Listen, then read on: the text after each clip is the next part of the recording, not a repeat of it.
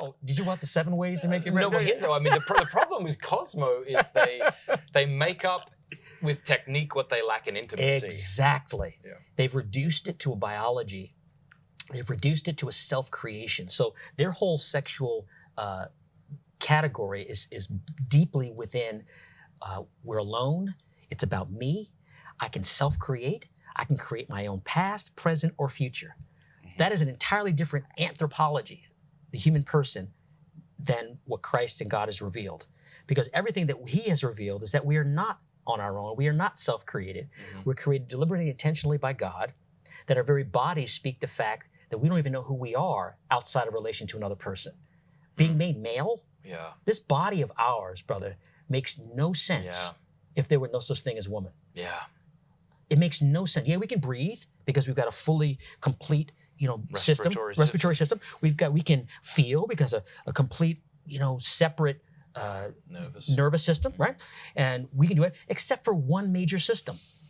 There's a major system in our body that makes absolutely no sense in and of itself because it's incomplete.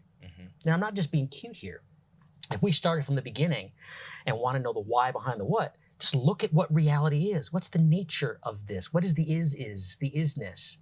And it turns out that the reproductive system is only half complete, whether you're talking about the genitals or whether you're talking about the genetics or whether you're talking about genealogy of families or you're talking about, gender. All these things speak about the need for identity, relationship, and communion to even know who we are. Okay. Right? Which is the definition of love. So we're made for communion, which is a particular type of love. So this is the ecosystem. So if we're going to talk about sex within marriage, let's follow the same script that our family album starts with. There was nothing. God created through separation for communion. Light, dark, sun, moon, male, female. Genesis 2. God develops the sonship of this new man, Adam. And when he is ready, he lays him down into sleep for a second creation to create an other that when he sees at a first gaze without a word says, this one at last is bone of my bones and flesh of my flesh. That's the poetry of this one is just like me, but different. And that sexual difference, that sexual union and attraction now creates something together that can't exist on its own. This is how the Christian understands sex, that John Paul II would say that the reverence between a husband and a wife, what is reverence? But a spiritually mature form of the mutual fascination of the sexes. Say that again. I love that. Yeah. He says, what is reverence? But a spiritually mature form of the mutual fascination of the sexes. Wow. And I've dared to expand that a bit. Like when we revere God, when we, the reverence for the Eucharist, the reverence for the church, the reverence for liturgy, is that not a spiritually mature form of fascination and wonder and awe? So as a little 6-year-old, you say, that's God. When the bell rings, and we've all done this, right? Say, that's God, Jesus is here now. It's not bread anymore. And the 6-year-old goes, wow. They have no idea what you're talking about, but they go, wow. There's a wonder there that God willing, in past the age of reason, it goes from a wow to a whoa, reverence, right? So imagine that reverence between man and woman. We're still talking about sex here. Good, okay. We're still talking about sex. Because I was about to ask you how to have a good sex life, so keep going. It's the 4th grader asking a calculus question, brother. You gotta follow all the way through the algebra. Okay. Otherwise, there's no context. Then it becomes Humana Vitae, dropped in 1968, and people going, and it took 6, 8, 10 years later for John Paul II to create this theology of the body to provide the context for Humana Vitae. That makes sense, yeah. So what we're talking about here, we ask a question about sex within marriage. What you're really asking is, why should I care? What does it have to do with me? And is there anything objective that I need to know in order for my subjective marriage to be all that it can be? That's how I hear the question. Yeah. So the backstory is, we're made sexual. Yep. God created us with a desire and a longing, one for the other. Not just male, female, which is the highest icon of that on earth created, but even as friendship. And as neighbor, who is your neighbor, right? All these things were made for one for the other. But so that it wouldn't be abstract, he created us male and female. So stamped right into our bodies is this reality that we don't even make sense alone. How can I self-create? How can I be all that I can be as like a little atoms bouncing around, an atomistic single worldview? No, we come to know who we are. Life is incomprehensible if love is not revealed, if it's not experienced, right? John Paul II in The Redeemer of Man, his first encyclical, that love is deeply communal. And sex is the primordial revelation of the deepest mystery of God. That God himself is not even a solo. That God is Father, Son, and Holy Spirit, where the Father is not the Son is not the Father, and neither one is the Holy Spirit. But the Father is God, the Son is God, and the Holy Spirit is God. We could not have made this up because that's as far as most of us can get, right? But the Father, Son, and Holy Spirit are this dynamism of communion. Let us make man in our image and likeness, instantiated in a material world. Male and female, he created them, and he blessed them. And he said, be fruitful and multiply, have dominion over the earth and subdue it. This implies not just a difference from, but a difference for. So our sexuality is a sign, even as it's a reality. It's a sacrament, small s. It's a sacrament that says this is a sign of something and leading us to something even greater in God. So the sexual desire leading to sexual union, leading to children, is all the context to understand marriage. That marriage is an act of freedom to say, yes, I choose that. I choose to order my life for this particular other so that we together can become what we cannot be on our own.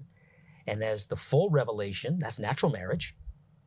When Christ raised marriage to the dignity of a sacrament, this is teaching of our faith, that Christ said, we're going to take this natural good, and I'm going to show you how this is actually a sign of heaven itself. That I am the head, you are the body, that together we make one person, right? And that one person is in the union of Christ and the church. Am I losing you? I just want to know how to have a good sex life. I know you do. No, this is all good, but there's someone out there who've just got married and they're trying to figure this out and they can't do it. And they love each other and they're good friends. Yes. I'm not asking you for tips and techniques. I'm just asking, like, give us a little more practical. Practical. Review. No, I'm with you. I'm with you. No, I absolutely agree with you. See, what I'm reacting to is the dearth of the story. And you talk about the growth and all of these other people who are filling the vacuum of clear teaching. There's also a vacuum of the why behind the what of sex. And that's being filled by all these, the whole sexual health books, these sexual coaches that are online. There's a whole industry of 7 ways to make your marriage great by doing this position, by doing this. So I'm reacting to that. I'm allergic to it. So when I get that question, I get it often. I go as far as I can with what I think the person can see. So you're right. I wasn't answering to the viewer because that was just bad on me. I was talking to say... it's all very fascinating, for sure. So not knowing the questions that our beautiful people are actually asking, it's hard to get right to the question. So you say, don't go to the extreme of 7 ways to make your marriage great, but also don't give me the theology of marriage when I ask you how to make my marriage great. Well, everywhere in between... Well, no, the 7 ways might be okay, but I guess I'm not talking about like the vulgar and sort of despicable crap printed on Cosmo. I'm not talking about that. But I mean, even like, I think like one thing that I would say is like friendship is required for a good sex life. It's very basic. No.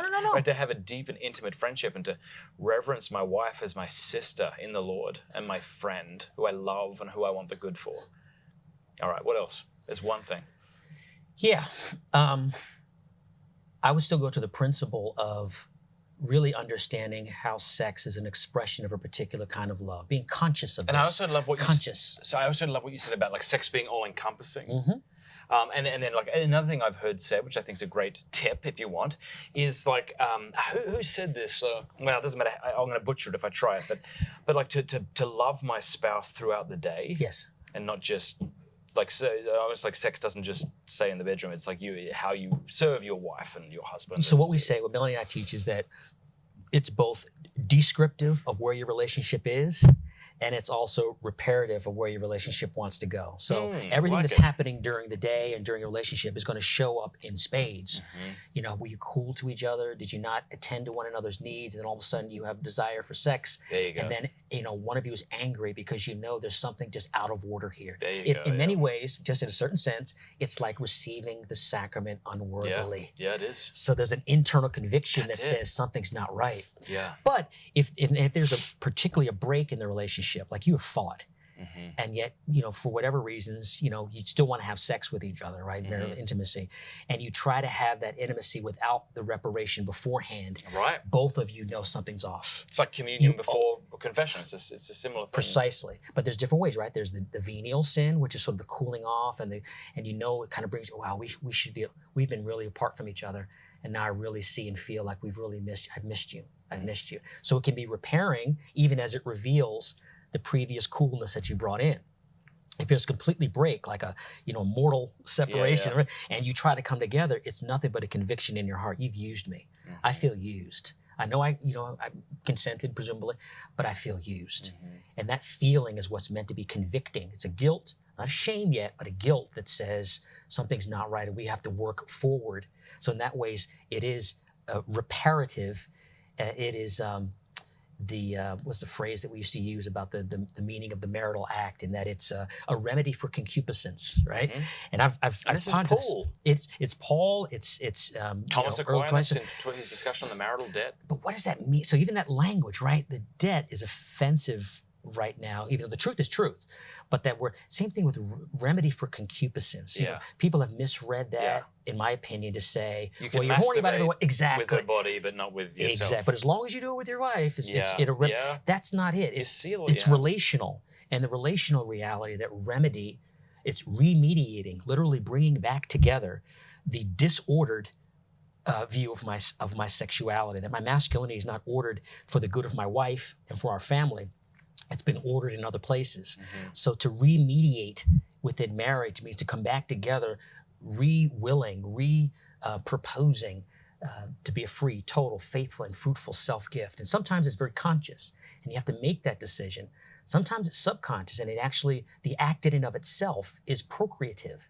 And as long as we don't do anything to actively make it non-procreative, this is the great gift that God has given within marriage to come back together. It's like the Eucharist, and the Eucharist in a greater sense, but in a very powerful sense, more than people realize, that communion within marriage of the sexual embrace is meant to renew, literally represent the wedding vows to promise on the day, to be a gift one to the other. So continuing with your practical list. No, this is good so far. Okay. This is good. I like it. That friendship piece plays out in wounds that you have seen and that you haven't seen. I felt this way, but I don't want to accuse you of this. But throughout the day, I didn't feel like you were attentive to me, and I feel like you were more concerned with your work than you were with me today. Yeah, it's so important to kind of talk. It turns out. Yeah. Right? Because we internalize things. That look that you gave me, that thing that you did, and I thought this, and I made an agreement about you regarding this. It's so important that we continually communicate so that we're on the same page. Yeah. And most things are not even in the present, which is what has been a shocker for me in terms, like those wounds and those hurts and those assumptions within the marriage.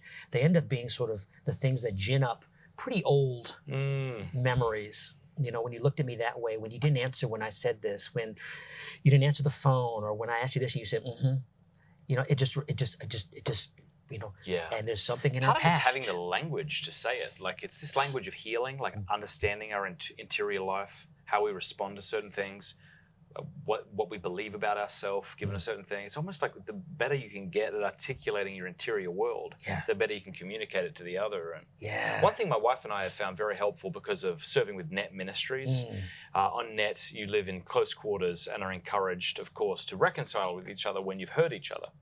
Crucial conversations. Is that what they call them? We call them conflict resolutions. I think they're called different things. Focus missionaries call them. We need to have a crucial conversation. Crucial. This one's crucial.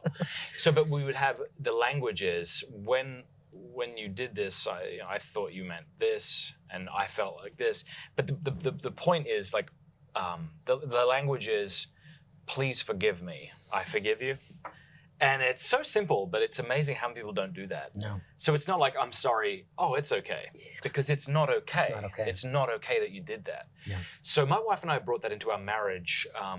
Please forgive me. I forgive you. Or if I'll do something, I'm like, okay, like, I'm sorry. It's like, are you going to ask my forgiveness? Yes, ma'am.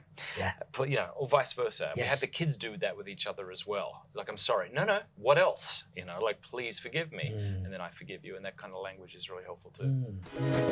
Yo, thanks for watching. You can watch the entire episode on YouTube if you want. You can listen to it at The Matt Fradd Show by subscribing on iTunes or wherever you listen to your podcasts. And feel free to support me, patreon.com/MattFradd.